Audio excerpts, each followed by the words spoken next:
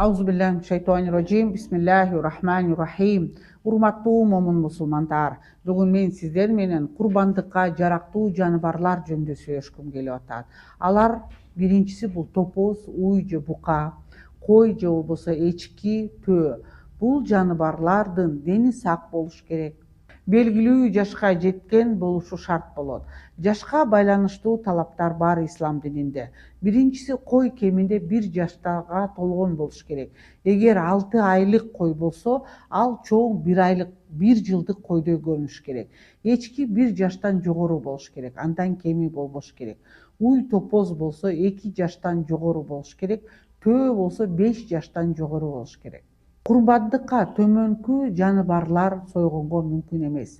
Бул эгерде ошол жаныбарлар сокур болсо, аксак болсо, же болбосо өтө арык болсо, оорулуу жаныбарларды курбандыкка союуга болбойт.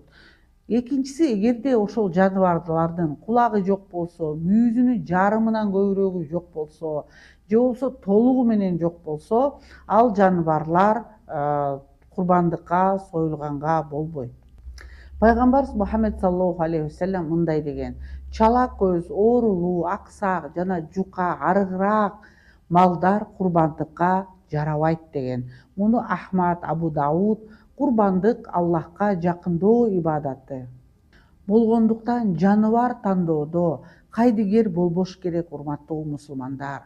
Бул жогорку ниет менен аткарыла турган амал болот.